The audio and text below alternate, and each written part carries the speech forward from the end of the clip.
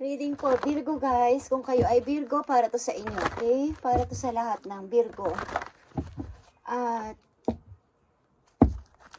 lalaki man kayo o babae, this is for you. Virgo, nahin natin lang yung buhay pag-ibig. Virgo.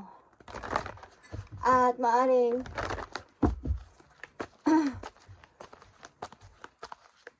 mga involved na tao sa buhay mo. Okay, Virgo, this is for you. Para sa Virgo, I need one message dito. Galing sa yung Romance Angel. Okay, Virgo, you have new love. Okay? Virgo, meron kang new love. Merong taong magpaparamdam sa'yo. May tao kang bagong nagugustuhan. Okay, true love. Ito ay romance. This is the romance of a lifetime. Ang tao na to, o may tao ka ng karelasyon, na masasabi mong true love mong itinuturing, but mag-ingat kayo sa inyong paligid, lalo sa inyong mga kaibigan or sa mga tao na malalapit sa inyo na maaaring magdulot ng parang nandito ang deception guys. Maaaring magpasira sa inyong relasyon ng inyong karelasyon. Okay, maaaring mga third party is nagbabadya dito o tukso. Okay, Virgo. Someone sa paligid nyo is may nagbabadyang tukso. Okay, Virgo. Maaring nagpaparamdam o nagpapahiwatig ng pag-ibig sa iniibig mo din. Okay, nakakilala mo na. Okay, Virgo. Tingnan natin ang yung message about sa yung pag-ibig. Simula sa araw na to, papunta sa future. At kung sasama dito ang yung past is wala tayong magagawa. Okay. Virgo, this is for you. Emotions. Okay, Virgo. Look deep within your emotion. Kayo ba ay nag-i-emote sa panahon ngayon? Okay. Virgo, I need pa ng message for you. Challenges. All true soul connection involved challenges that can be overcome together. Kung kayo ay nasa relation, like I said, is may mga challenges kayong nararanasan ng iyong karelasyon. Okay? Maaring may mga obstacle kayo nararanasan ng iyong karelasyon, Virgo. Maaring, katulad na sinabi ko kanina, may mga tukso-tukso sa paligid at baka magdulot ng inyong ikakasira ng inyong connection dalawa. Okay? Maaring dapat ninyo itong paglabanan na dalawa, Virgo, ng sabay para ma-overcome nyo tong challenges na to, okay? Kasalukuyang situation ng mga Virgo, papunta sa future, I need ng 3 message dito. Para sa mga Virgo. Okay. Virgo, this is for you. Para sa mga Virgo, I need message. 2 of Wands is here, guys.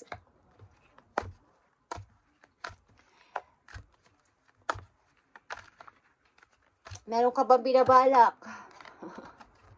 Binabalak mo bang mag-travel? Binabalak mo bang pumili ng isang lugar na gusto mo? Aling matagal mo tong pinag-isipan na, ano pa dapat kong gawin dito? Nahihirapan ka mag-isip, but kailangan mong pumili, kailangan mong mag-decide this time o sa mga susunod pang araw o buwan. Okay, na kailangan kong mamili, kailangan kong may mapagdesisyonan na this time between 2 situation o 2 person. Virgo, I need pa ng message. 5 of Swords, okay. May mga challenges ka ngayon na pinagdadaanan, Virgo. Sa iyong sarili, maaring may gusto kang takasan, may gusto ka ring iwanan na nagpapahirap sa iyo, Virgo. Okay? Maaring sa family mo or sa mga taong involved sa buhay mo. Okay, may gusto kang takasan, like I said, may gusto ka ng iwanan at may gusto kang isama sa pag-alis mo. Okay, Virgo. Gusto balak mo bang lumipat ng ibang lugar, Virgo? Kasama ang tao na to na yung mahal. Okay. Virgo, I need message for you. Dito sa 2 of Wands. Para sa mga Virgo, may challenges kayong hinaharap ng iyong karelasyon na dapat ninyong pag-ukulan ng pansin na dalawa at malagpasan ito. Okay guys, maring may mga tukso din sa paligid. about sa inyong relation. At sa ilang Virgo, may new love na paparating sa inyo. Okay? Kung ano man ang inyong kasarian. May bagong tao na magpaparamdam sa inyo.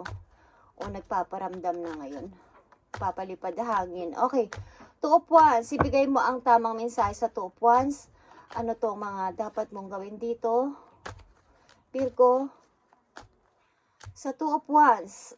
Virgo. Two of Wands is Two of Wands. Yeah. Virgo.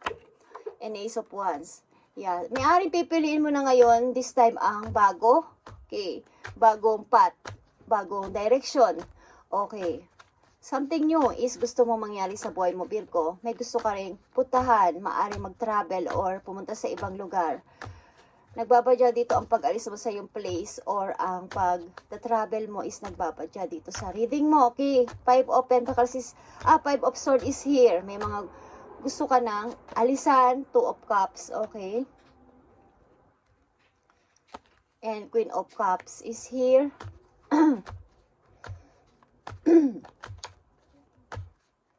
Pinipilit mo maging balance dito sa situation na to, Virgo. Pinipilit mo maging patas lang. Pinipilit mo ring maging kalmado sa situation na to, na hindi ka magalit. Magpasensya pa, okay? Virgo, may gusto ka bang isama sa iyong pag-alis o may gusto kang samahan? Okay, tingnan natin. Ang Six of Swords. Eight of Cups is here. Okay, may gusto ka talagang lisanin o may gusto ka talagang alisan, okay? Kahit mahal mo pa ang person na to.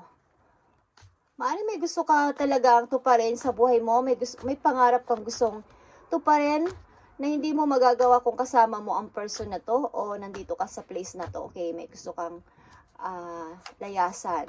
King of Cups is here, okay?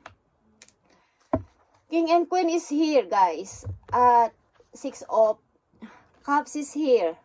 And Four of Cups. Okay, nagdadalawang isip ka man is, kailangan mo tong gawin. Ito ang sinasabi ng isip mo. Nagdadalawang isip ka man gusto mo lumayo. But meron ditong King and Queen. Maaaring mahal mo ang person na to. Okay?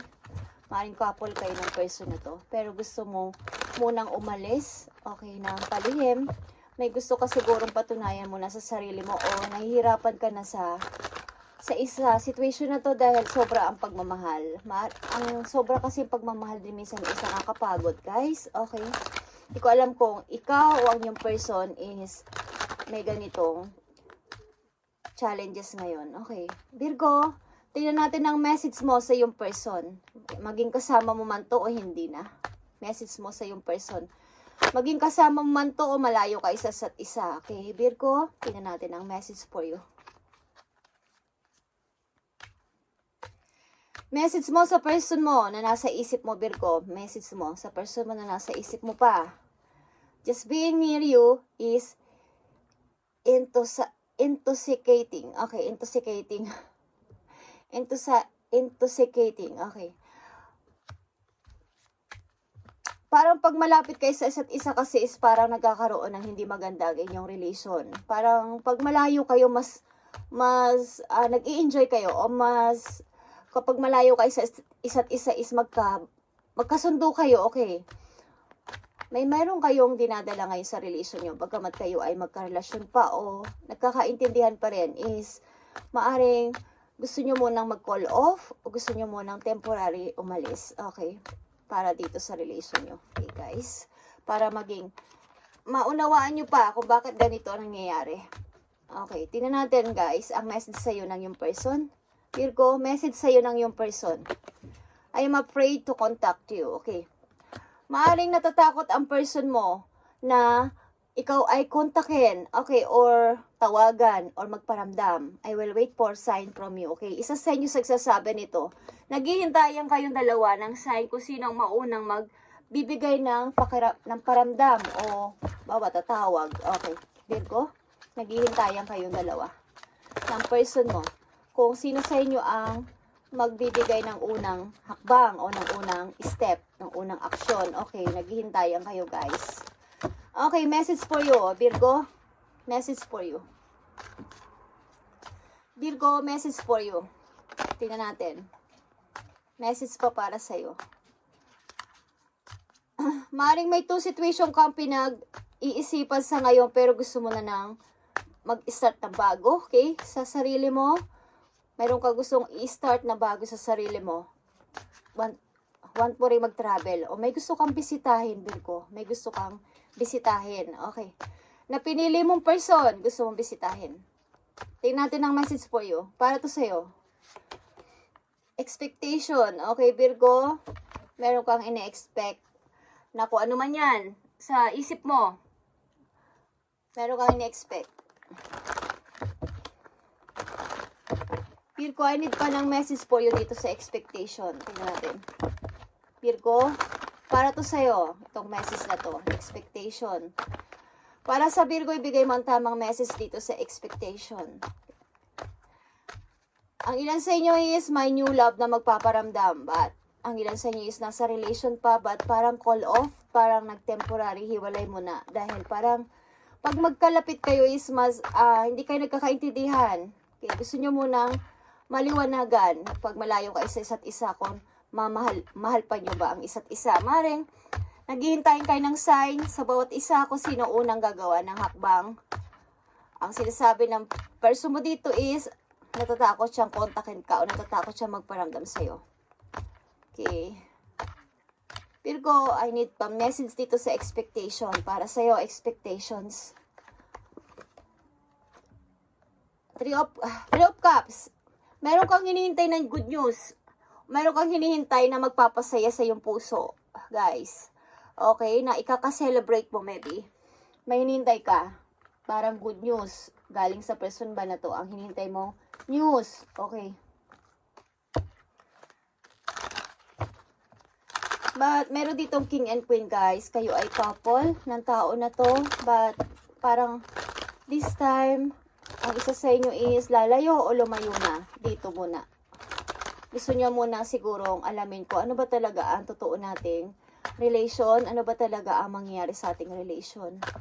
Okay, Virgo. Tingnan natin ang message po yun ng yung guidance. Kung ano ang gustong sabihin sa'yo para magkaroon ka ng idea at, gabay o guide sa iyong situation.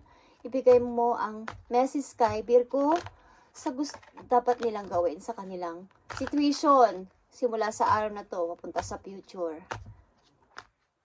Okay. Virgo, para to sa'yo. Thank you, Spirit.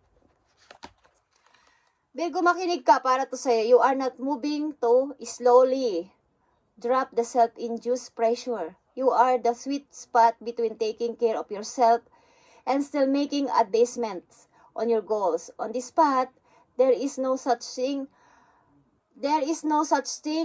as a being behind. Smile, breath, carry on. Okay, wag ka masyadong magmadali sa iyong pagpili. Okay, nandito ang tupuan sa dalawa.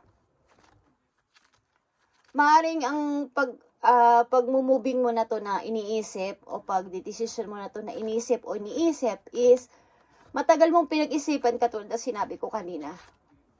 Huwag mong i-pressure ang iyong sarili. Okay? You are at the sweet spot between taking care of yourself. Kailangan mo rin bigyan ng pansin o pahalagahan ng iyong sarili this time, Virgo. And para makamit mo ang iyong goal. Nakikita ko dito, guys, sa energy dito is mayroon ka pang gustong i-prove sa sarili mo o sa yung person na meron akong gusto pang makamit o yung target ko sa buhay, yung goal ko is hindi pa tapos. So, kailangan ko munang umalis o kailangan ko munang tuparin ito. Okay? Ang gawin mo sa araw na to, simula sa araw na to is always smile and breath and carry on. Okay? Sa pipiliin mong path na to is maraming hindi ka pa alam o may mga nakatago pa dito na hindi mo pa nalalaman mula ngayon. Okay, simula ngayon is mangyayari ito sa'yo at pakaramdam mo mabuti rin ang iyong sarili. Kumbaga is bigyan mo rin ng pag-iingat ang iyong sarili, Virgo. Okay. Tingnan natin about ito sa'yo. Virgo, healing energy. Okay, para sa iyong sarili. Tanungin natin ang iyong guidance, Virgo, para ikaw ay magkaroon ng guide. Okay, Virgo, para to sa'yo. Ang message na to. Yeah, learning to love yourself, Virgo. nagpaparamdam dito about sa iyong sarili.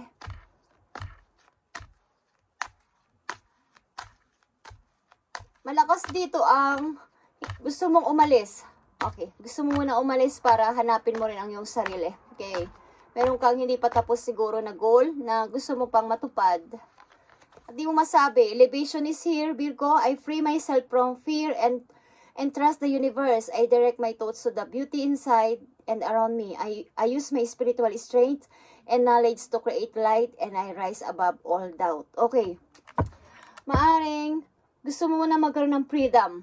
Okay, at palayain mo na ang isang tao, ang isang bagay o isang situation para sa iyong sarili is makilala mo rin sapagkat parang tingin mo sa iyong sarili wala ka pang naabot o wala ka pang nakukuha. Yung iyong target, yung iyong goal is hindi pa totally complete. Okay, so gusto mo munang lumayo.